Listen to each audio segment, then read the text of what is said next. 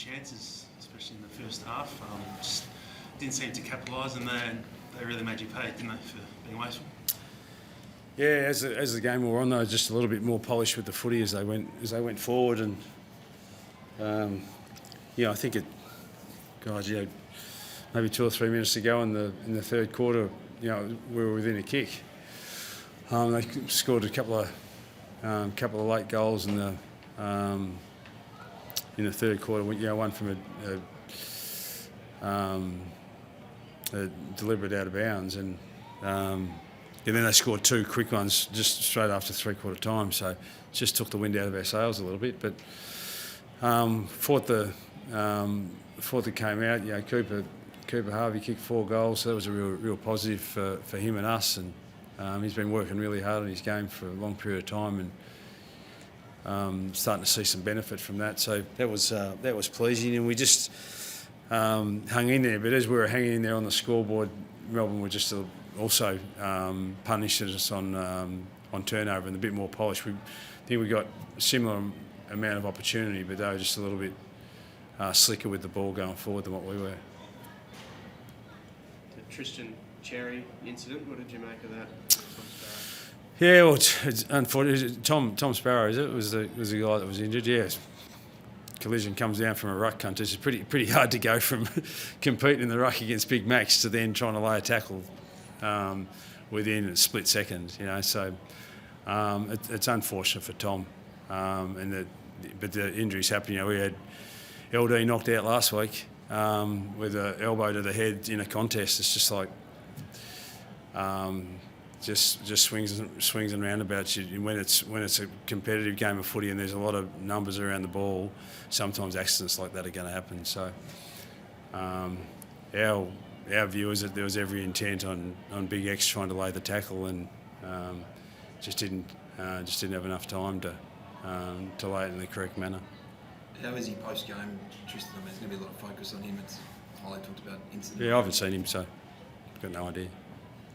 Do you fear he will cop a suspension for it? We have seen similar like Nash. Well, we're at the discretion. They'll look at every concussion, but they looked at Luke LDU's concussion last week and said no case to answer, and that's a raised forearm to the scone. This is just a tackle that he's got very, very little time to prepare for the tackle, and yeah, so that'll be up to the AFL to work out though. But unfortunately in the game there's just going to be collisions, especially around stoppage, and especially for the big rucks.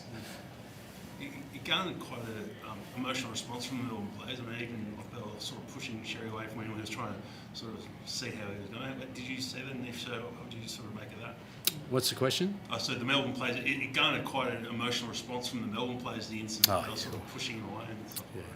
When he was trying to get over to Sparrow on the stretcher. Nothing. Got nothing to say to it really. It's just like it's the game. Unfortunately, we're all disappointed when any player gets injured, but it's the game, and there's always things that happen like that are just unfortunate circumstances that are the result of 18 bulls going at each other. You referenced Cooper Harvey. Let's move on. Did you feel like you found one in him? I mean, we hadn't seen him this year until last week, and kicked 4 goals, 3 in the last quarter when the game's still there to be won. Have you found one with him? Yeah, well, we've been pleased with his progress. A lot of kids just aren't ready at 18 years of age to, and he's worked on his craft. He's got Paul Curtis and Cam Zerha probably ahead of him in terms of experience and being ready to play. So some of it he's been ready and waiting for the opportunity for most of the year, to be fair. He's had some really good footy being played at VFL level, and just been unfortunate that he couldn't squeeze his way into the side. So finally gets his chance. He's more ready for it than perhaps he was this time last year, and we're hoping he can really go on from here. You must be also been really happy with Zerha in the third quarter, he just really tried to, especially with that Larky there, he's just really Yeah, tried to get your team on his own shoulders. Yeah, he had about 5 shots at goal, I think, in the third quarter alone. So, yeah, we just had some chances in that quarter in particular. I thought we had more opportunities than Melbourne in that quarter, but they were able to capitalise on their chances. That was probably the quarter where we didn't take our chances and they took theirs. We beat them, I felt, in general play and the inside 50s and the opportunities that we had, but we just didn't find that money kick, the one that actually gets us a mark inside 50 or the shot at goal that allows you to get a little bit of momentum and some scoreboard ascendancy. And we were chasing pretty hard, but and Demons would get it and slip down the other end and score a goal. So we're pleased with the way the game looked in the first half, but it just became a little bit more open and ping pong footy in the second half. And our young side was just unable to sustain it against a more experienced and polished Melbourne outfit. Just on Nick Larky, do you expect him to be good to go for next week? Yeah, we're hoping to. He got a knock to the knee, and LD will be fine. George Wardlaw will be fine. Maybe Luke McDonald. So we'll have some guys that are available next week. We think that we'll come back into the side, into the selection frame. So we'll work that out during the week. But I think we came out of the game unscathed in terms of guys injured. But hopefully we get a couple back. You mentioned the deliberate against Harden earlier. Do you think that was a little bit too harsh? I didn't see it. I was on the way down because right on. I just got told it was a deliberate out of bounds. So I've got no idea. I was in the lift. How much can you get out of the last 6 rounds? It's going to be interesting in what you're playing for at the moment. How much can you get out of the next block? Oh, an enormous amount. And there's still some positive signs out of our game today. And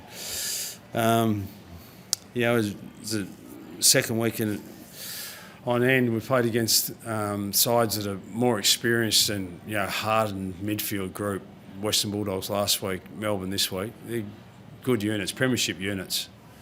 Both those sides with the personnel that they've got in there, all premiership players last 2 weeks, and the game has been relatively even deep into the third quarter against the Dogs and deep into the third quarter again today against the Demons. We just got to learn how to sustain it for 4 quarters, and we just maybe ran out of steam. I don't know, but. We'll be a much better side when we can play 4 quarters of footy rather than just 3. No worries. Thanks, guys.